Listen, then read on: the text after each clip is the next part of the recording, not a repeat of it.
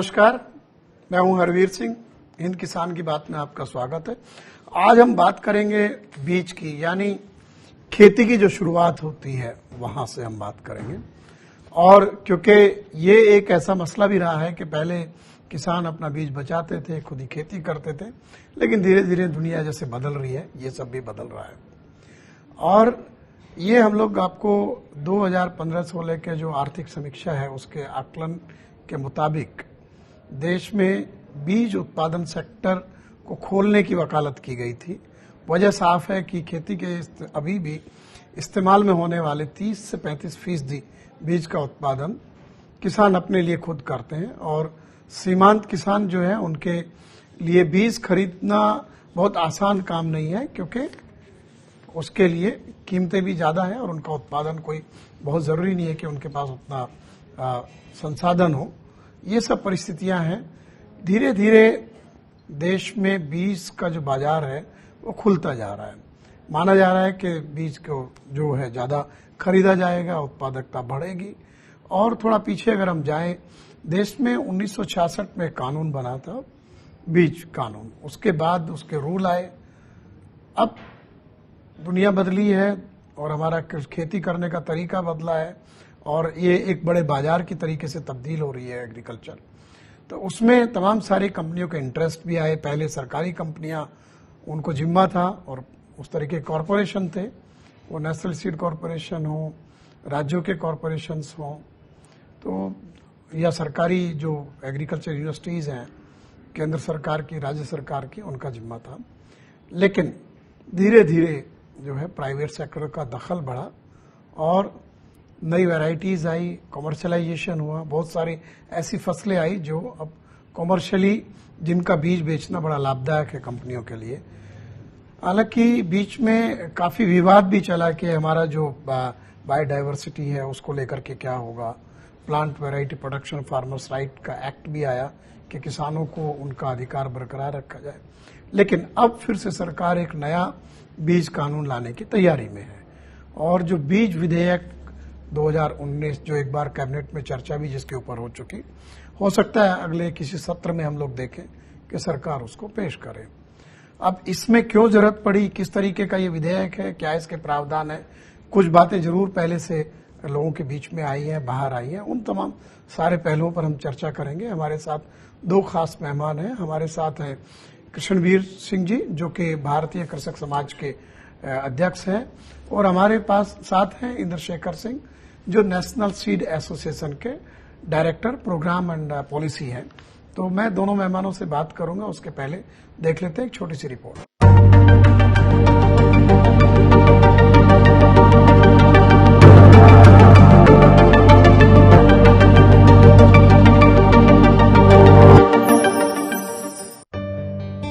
खेती किसानी में बीज की गुणवत्ता से फसल की गुणवत्ता तय होती है। इसीलिए जब देश में हरित क्रांति हो रही थी, उसी वक्त बीजों की क्वालिटी, उत्पादन और बिक्री को रेगुलेट करने के लिए 1966 में बीज एक्ट सामने आया।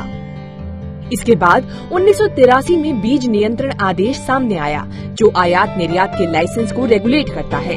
अब इसी सिलसिले में नए बीज बिल को लेकर चर्चा जोरों पर है, जिसको लेकर किसान और किसान संगठन अपनी चिंताएं भी जाहिर कर रहे हैं।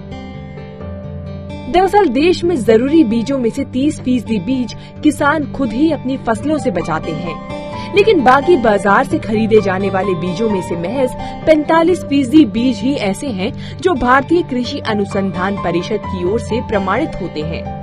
यानी जो बीज बाजार में बिक रहे हैं, उनमें से ज्यादातर प्रमाणिक नहीं होते हैं। बीज बिल 2019 में सभी बीजों की प्रमाणिकता को अनिवार्य बना दिया गया है। साथ ही खराब गुणवत्ता के बीज बेचने वाली कंपनियों पर 5 लाख तक का जुर्माना और 1 साल तक की सजा का भी प्रस्ताव है। लेकिन इस बिल को लेकर किसान और किसान संगठनों का अच्छा खासा विरोध हो रहा है। किसानों का कहना है कि ये विधेयक छोटे किसानों के लिए नुकसानदेह साबित होगा और बड़ी कंपनियों को फायदा पहुंचाएगा। रजिस्ट्रेशन को जरूरी करने से छोटे किसान बीज व्यापार के बाजार में घुस नहीं पाएंगे। फिलहाल बाजार में किसान की हिस्सेदारी 70% से ज्यादा है। साथ ही जानकार ये भी कह रहे हैं कि बीज गुणवत्ता रेगुलेशन को लेकर नए बिल और पुराने बिल में ज्यादा फर्क नहीं है। इसमें फर्क दरअसल बीज उत्पादक और प्रोसेसर के रजिस्ट्रेशन और लाइसेंसिंग को लेकर है। जानकार ये भी कह रहे हैं कि जहां 1966 के बिल पर अमेरिकी कानून का प्रभाव था, तो वहीं नए बिल में यूरोपीय प्रभाव साफ देखा जा सकता है। Bureau report, Swaraj Express. Krishnaveer ji, पहले मैं आपके पास जाऊंगा कि जो कृषि क्षेत्र में बीज जो है उसकी बहुत बड़ी अहमियत है। किसान जो पारंपरिक तरीके से खेती का जो तरीका था उसमें उसको बाजार से बीज खरीदने की जरूरत नहीं पड़ती थी, लेकिन जाहिर सी बात है कि नए जो प्रजातियां हैं उनका विकास हुआ, उत्पादकता बढ़ाने का तरीका ढूंढना पड़ा, बीमारियों से फसलों को बचाने का तरीका ढूंढना पड़ा, तो ये तमाम सारा काम हुआ। लेकिन ये सारा काम पहले सरकारी एजेंसियां करती थी, लेकिन अब क्या है कि इसमें प्राइवेट सेक्टर का दखल बहुत बढ़ रहा है। और मुझे ये कहने में कोई गुरेज नहीं है कि जो सार्वजनिक क्षेत्र है वो धीरे धीरे प्राइवेट सेक्टर के लिए जगह बना रहा है। अभी क्या वाकई हमें एक ऐसे नए कानून की जरूरत है जो कि बीज का जो मसला है उसमें सिर्फ उद्योग नहीं है, और भी बहुत सारी चीजें हैं, उसको नियंत्रित करें और उसका नियमन करें? हरबीर जी, इसमें दो बातें हैं जी। जो 1966 में एक्ट बनाया था तो दुनिया के देशों में भारत बहुत अग्रणी भूमिका निभा के उस सीड एक्ट को लाया था जी। इसी तरीके से हमारा पेटेंट एक्ट भी दुनिया में अगर देखा जाए तो हम उसमें बहुत अग्रणी भूमिका में थे। बीज जब हम 3 सेक्टर में इसको आप देख सकते हैं जी। एक तो अनाज है, हाँ, दलहन और तिलहन है, और सब्जियां हैं। बागवानी का पौध का मामला अलग है जी। और जो फॉरेस्ट्री का है वो 5वें नंबर पे अलग है। ये 5 चीजें अलग अलग हो गई। अब मेडिसिनल प्लांट्स का भी उसमें आ गया, लेकिन वो बागवानी में आता है जी। बीज एक ऐसी चीज है कि जिस पर भारत की आबादी को देखते हुए खाद्यान्न सुरक्षा पर सबसे ज्यादा सीधा संबंध है। आज कोविड-19 में सरकार ने गरीब लोगों को, मजदूरों को फ्री में अनाज दिया है, गेहूं दिए हैं, चावल दिए हैं, दाल दिए। तो ये किसानों की मेहनत है, किसानों के अपने बचाए हुए बीज की मेहनत है जी। अनाज के क्षेत्र में आज भी मैं दावे के साथ कह रहा हूं आपसे कि किसान अपना बीज बचा रहा है, उसी को प्रयोग कर रहा है। प्राइवेट कंपनियों का उसमें कोई बहुत बड़ी भागीदारी आज भी नहीं। मेरा वर्तमान बीज विधेयक में सबसे पहला निवेदन वर्तमान सरकार से भी ये रहा है कि जहां ब्रीडर्स राइट, फार्मर्स राइट सब प्रोटेक्ट किए जा चुके हैं, अब नए तरीके से नई परिभाषाओं में ऐसा कोई काम ना करे सरकार जिससे किसानों के अधिकारों पर दिक्कत आए। जैसे मैंने पार्लियामेंट्री स्टैंडिंग कमेटी में मैं ये बेसिक सवाल आपसे इंद्रशेखर आपसे भी यही पूछ रहा हूं कि सारी परिस्थितियां बदली हैं अब, क्योंकि गेम ही बदल गया है, तो इसलिए गेम के नियम भी बदलने पड़ेंगे समय के हिसाब से जी। तो आपको ये जो अभी बात कर रहे थे कृष्णवीर जी भी, जो plant variety production farmers right act, क्योंकि वो भी काफी जद्दोजहद के बाद हुआ था, उसके ऊपर 15 साल मंथन चला यूपो और कैसे करेंगे, सुई जेनेरिस क्या होगा, कैसे होगा, लेकिन फिर भी हमने सम्मानजनक रास्ता निकाला। तो जो पुराना कानून है और बीच में जो फार्मर्स राइट एक्ट आया जी, और अभी की परिस्थितियां, उसके लिए जो नया कानून है उसको किस संदर्भ में आप देखते हैं? जी, शुक्रिया आपके सवाल के लिए। सबसे पहले दर्शकों के लिए ये बात जानना बहुत जरूरी है कि सीड एक्ट या सीड रूल्स का इतिहास क्या है और किन परिस्थितियों के अंदर हमने उनको अपनाया। जब भारत में हरित क्रांति आई, जिसे ग्रीन रेवोल्यूशन भी कहा जाता है, तो हमने सिर्फ हरित क्रांति को नहीं अपनाया, उन्हीं सालों में हमने सीड एक्ट और सीड रूल्स को अपनाया। और ये जो कानून बना, ये यूएसडीए की मदद से बनाया गया था भारत में। उसके कुछ ऐसे प्राविधान थे जिनके तहत हमको सीड लेबलिंग करनी पड़ती है, जिससे किसानों को सही बीज मिले, लेकिन रजिस्ट्रेशन की कोई बात नहीं की गई थी। उसमें कहा गया था कि जो भी व्यक्ति चाहे या तो अपना बस लेबलिंग करे, लेकिन रजिस्ट्रेशन सेल के पहले जरूरी नहीं है। अब देखिए, जैसे जैसे समय बदला है, रजिस्ट्रेशन साथ साथ आज ऐसी तारीख हो चुकी है, बायोपायरेसी बहुत ज्यादा चलती है, देश विदेश में चलती है, भारत में चलती है और अंतर्राष्ट्रीय रूप में भी चलती है। तो ये एक ऐसी समस्या मैं थोड़ा सा बताना चाहूंगा कि मेरा कोई बीज है जिसको किसी दूसरी कंपनी ने लिया, उसको अपना बना के मार्केट में बेचने लग गए। तो एक प्रकार से जो मेरी मेहनत है या जो मेरे साइंटिस्ट की मेहनत थी, वो सारी पे आपने पानी फेर दिया और एक प्रकार की चोरी की, इसी प्रकार से भारत के कुछ ऐसे बीज थे जिनको चुरा के मल्टीनेशनल्स ले गई या बाहर के कंपनियां ले गई और उनको अपना बना के वापस उन देशों में बेचने लग गए। तो यहां पे क्योंकि रजिस्ट्रेशन ऑफ वैरायटीज कंपलसरी नहीं था, इसलिए ऐसा करा जा रहा था। और जहां तक बात है, आपने जो और सवाल पूछा कि मार्केट, आप ग्लोबल मार्केट देखेंगे, इस समय दुनिया का जितना बीज उद्योग है वो 4 से 5 कंपनियों द्वारा कंट्रोल्ड है। आप समझ रहे हैं?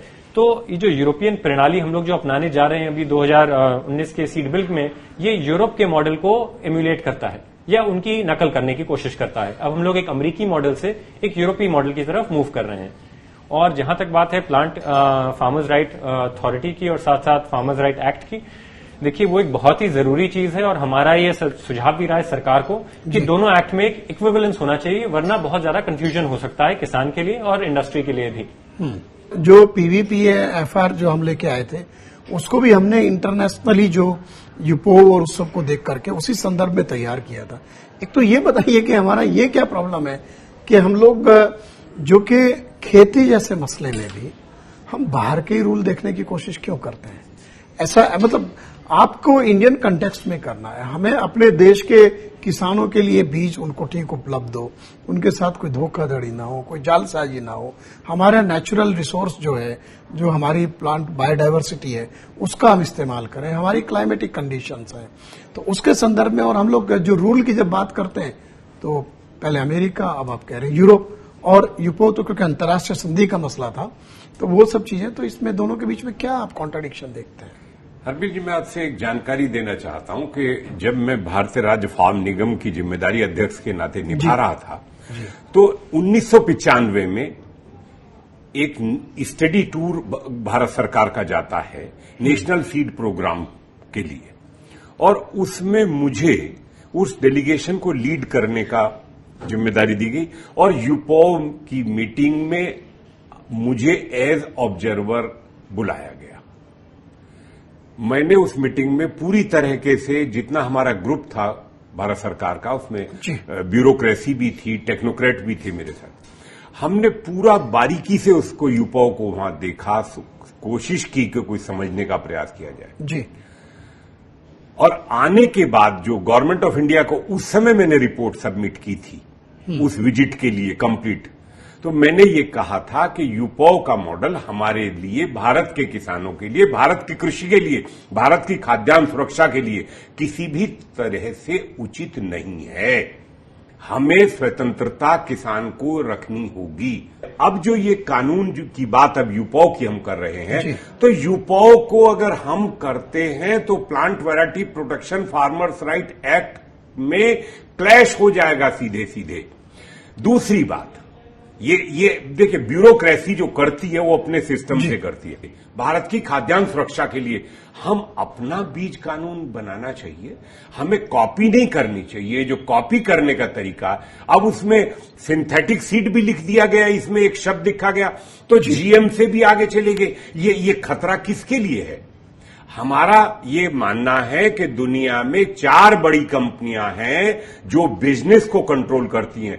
भारत को उस बीज के कंपनियों के कंट्रोल में अगर इस बिल के द्वारा फंसता है तो ये देश के हित में नहीं है। मेरा बहुत स्पष्ट मत है। इंद्रशेखर जी, ये बताइए कि अभी जैसे कृष्णवीर जी जहां गए थे, एक तो हमारा जो सीड इंडस्ट्री है, जो भारतीय बीज उद्योग है, क्योंकि अब ये उद्योग हो चुका है जी, बहुत बड़ा कारोबार इसमें आ गया है और हर साल काफी इसका जो विकास दर है काफी ऊंची है, इसलिए सबके इंटरेस्ट इसमें आ गए। तो ये 2 हिस्सों में बटे हुए हैं।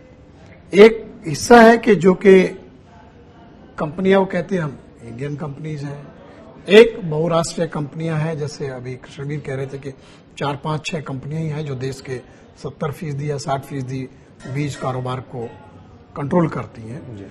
साथ ही इस नए कानून में किसान की जो परिभाषा है उसके भी बदलने की बात है, तो इनको लेकर के आपका क्या कहना है? एक तो ये बंटवारा क्यों है? चाइना में जिस प्रकार की एफडीआई नीति है बीज जी, आप देखिए कि चाइना में कोई एक विदेशी कंपनी आके पर भी नहीं मार सकती जब तक उसकी कोई चाइनीज कंपनी के साथ पार्टनरशिप न हो, और साथ साथ कोई भी मेजॉरिटी स्टेक होल्डर नहीं हो सकता चाइना में। और आज आप देखिए चाइना की जो कृषि है, चाइना का जो बीज उद्योग है, वो दुनिया में नंबर 1 होने वाला है बहुत जल्दी। पूरे साउथ ईस्ट एशिया में, पूरे अफ्रीका में चाइनीज उद्योग फैला हुआ है, इंडिया और जर्मनी का उद्योग नहीं फैला हुआ है। यहां तक कि आज इंडिया में सिंजेंटा जैसी कंपनियां आके पूरा का पूरा रिसोर्स है, सारा का सारा मार्केट शेयर उनका है। तो ऐसा क्यों हुआ? हमें कोई चाइना से सीखना पड़ेगा कि भारत को अगर आत्मनिर्भर बनना है तो सबसे पहले भारत में रिसर्च एंड डेवलपमेंट बढ़ाना पड़ेगा। भारत में पहले भारतीयों को पहले आगे बढ़ाना पड़ेगा। ऐसा छोटे छोटे देश जैसे इंडोनेशिया ये पॉलिसी अपनाते हैं, थाईलैंड ये पॉलिसी अपनाता है, और भारत ये कहता है कि ठीक है आप हमारे यहां आके तो सब हमारा लूट जाइए, लेकिन हम आपके देश में नहीं आ सकते। तो ये किस प्रकार का व्यवहार है? आपने बिल्कुल सही कहा कि शेयरिंग से सब चीजें होती हैं, लेकिन शेयरिंग उनके साथ की जाती है जो लोग हमारे साथ भी शेयरिंग करते हैं। शेयरिंग का मतलब ये नहीं कि मैं आपको देता रहूं और आप मुझे कुछ ना दें। तो मेरा जो उत्तर है वो इस पॉइंट पे है। ये कृष्णवीर जी बहुत सही मसला उठाया उन्होंने, चंद्रशेखर ने। एक तो चाइना ने तो देखिए बीटी भी उनका खुद का था, उनकी अपनी यूनिवर्सिटी का था, और वो लोग रिसर्च पे खर्च करते हैं। हम लोग आत्मनिर्भरता की बात करते हैं और खर्च करते नहीं है। हमारे पास बड़ी कंपनियां नहीं है। एग्रीकल्चर बैंक ऑफ चाइना का जब आईपीओ आया वो दुनिया के सबसे बड़ा आईपीओ था। हमारे यहाँ तो ऐसा कोई बैंक बड़ा सरकारी भी नहीं है, सीधी सी बात है। दूसरी बात यह है कि जो नीतियां हैं उन्होंने अपने अनुरूप ढाली। उन्होंने सिंजेंटा को खरीद लिया, तो आपके यहाँ जो सिंजेंटा वो भी तो चाइना का है। हम लोग वो जो सदर बाजार में लड़ियां बिकती हैं उनको रोकने पर लग जाते हैं, जो बड़े मुद्दे हैं उनको तो छोड़ देते हैं। तो ये जो घालमेल है, और मैं तो आपको तब से देख रहा हूं, agriculture farm corporation of India जब आप देख रहे थे और तमाम सारी नीतियों का बदलाव देखा आपने, बलराम जाखड़ जी जब कृषि मंत्री थे, मैं बड़ा प्रोग्रेसिव दौर समझता हूं वो। अभी तो उस तरीके का है ही नहीं, उसने क्रांतिकारी कदम ही नहीं उठे। तो ये जो है नीतिगत जो मसला चल रहा है, और हम लोग सिर्फ बाहर देखते हैं, और अपने यहाँ हमारा जो सरकारी रिसर्च सिस्टम एग्रीकल्चर का, उसकी कोई डायरेक्शन ही नहीं है, न संसाधन है, तनख्वाहें मिल रही है, लोग अपनी नौकरी कर रहे हैं साइंटिस्ट। तो इसको लेकर के पूरे मसले पर, और जिस दिशा में हम खासतौर से, बिकॉज बीज बहुत संवेदनशील मसला है, यहाँ पे कृष्णवीर जी एक पॉइंट में और लाऊंगा कि किसानों को क्या संरक्षण है इस सब में, इन सब मसलों का आप जवाब दीजिए।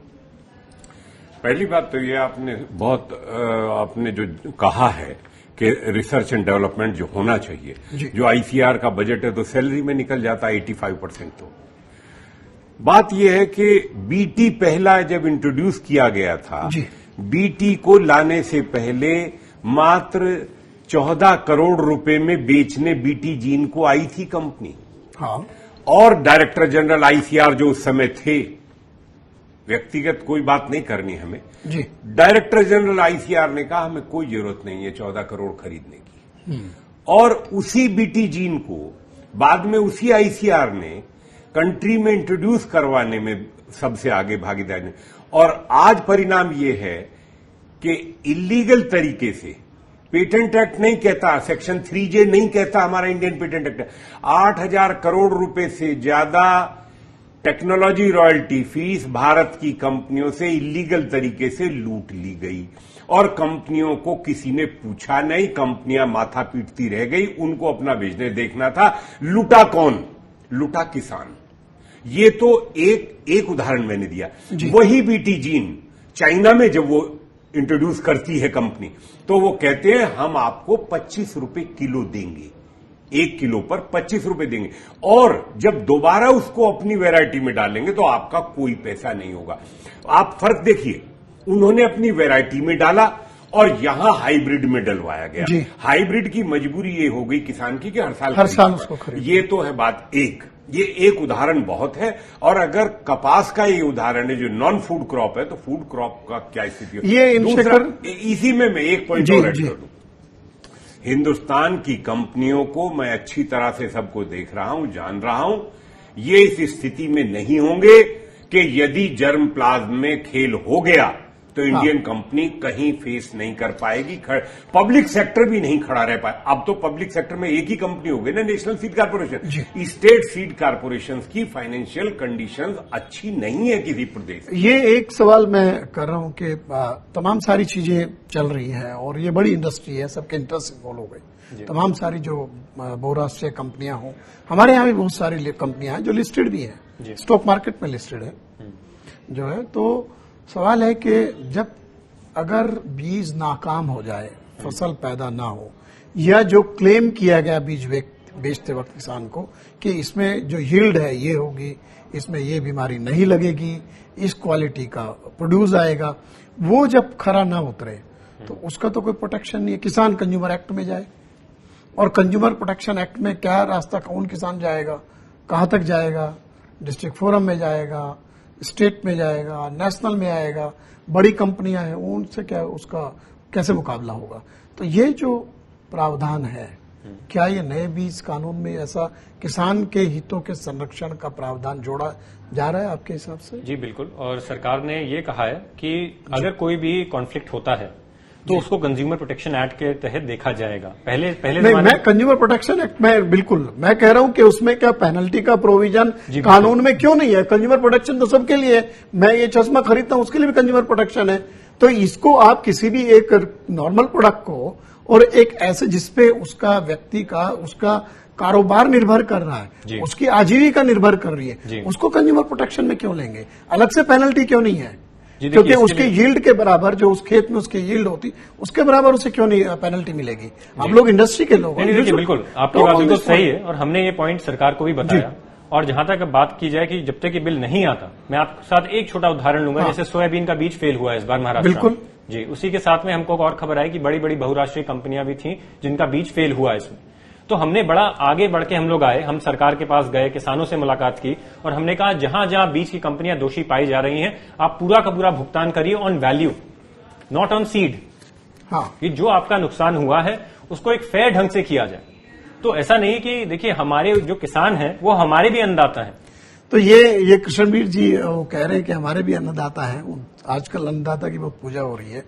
लेकिन मेरा जो सवाल है, आपका जो इंटरेक्शन हुआ अधिकारियों से भी, क्या हम किसान को अगर बीज नाक फेल हो जाता है उसको उसके फसल की जो उपज के बराबर का मुआवजा तय नहीं कर सकते कि देना पड़ेगा, और उसको कानून में अगर शामिल हो जाएगा तो उसको संरक्षण मिल जाएगा? दो बातें बहुत स्पष्ट हैं लगभग। एक तो ये है कि जो सीड प्राइस रेगुलेटरी अथॉरिटी का हमने सरकार से निवेदन किया था जी।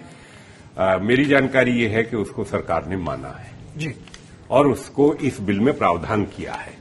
इसी के साथ ये भी है प्राइस रेगुलेटरी के साथ कि जो लॉसेज होते हैं फार्मर के, crop losses, complete crop losses, financial losses जो आपने वायदा किया वो उसको कंपेंसेशन मिलना चाहिए। अभी का उदाहरण मैं आपको रामपुर का देता हूं, जो सिंजेंटा ने हाइब्रिड पैडी सीड बेचा 5000 एकड़ में, एक जिले की रिपोर्ट थी फेलो। मैंने उस मामले को उठाया, मैंने जॉइंट सेक्रेटरी सीड को फोन किया, तत्काल पर चीफ सेक्रेटरी को बात की, मुख्यमंत्री तक मामला गया और उस कंपनी पर दबाव डाल के 5000 रुपए प्रति एकड़ का मुआवजा किसानों को। तो ये बहुत जरूरी है। इसी पॉइंट पे मैं अपने दोनों मेहमानों का बहुत बहुत शुक्रिया कहूंगा कि आपने एक जो बहुत महत्वपूर्ण मसला है और आने वाले दिनों में ये देश की कृषि की दिशा तय कर सकता है, किसानों के आजीविका को तय कर सकता है, उसके ऊपर विस्तार से बात की और हमारे दर्शकों को समझाने की कोशिश की है कि मसला क्या है, किस दिशा में जा रहा है। और अभी की जो परिस्थिति है वो यही है कि एक तो जो प्राइस रेगुलेशन की बात है, क्योंकि बीटी के मामले में ये मसला सुप्रीम कोर्ट तक गया था, जब उस वक्त के आंध्र प्रदेश के मुख्यमंत्री राजशेखर रेड्डी ने जो दाम तय कर दिया था, लेकिन उसमें किसानों की जीत हुई, सरकार की जीत हुई थी। लेकिन कंपनियों का जो अपने ताकत है उसके सामने हर बार लड़ना आसान नहीं होता कोर्ट में भी। ये अभी से इसमें तय होना चाहिए। दूसरे, जो किसानों को अगर बीज खराब होता है तो उसका जो मुआवजा है वो उसकी फसल की उत्पादकता के बराबर होना चाहिए। और कई सारी पेचीदगियां हैं। हमारा जो बायोडायवर्सिटी के जो हमारा ये प्रक्रिया है या जो हमारे संसाधन है, जो नेचुरल रिसोर्सेज है, उनका संरक्षण कैसे होता है, तो इन सब मसलों पर अभी हम देखते हैं कि आने वाले दिनों में जब ये कानून संसद में आता है, क्या वाकई सरकार उस पर खरी उतरती है, नहीं तो उसके ऊपर फिर चर्चा होगी, लोगों के बीच में बातें जाएंगी और संसद में भी चर्चा होगी। आप हमारे साथ जुड़े रहिए इन किसान की बात में। नमस्कार, धन्यवाद।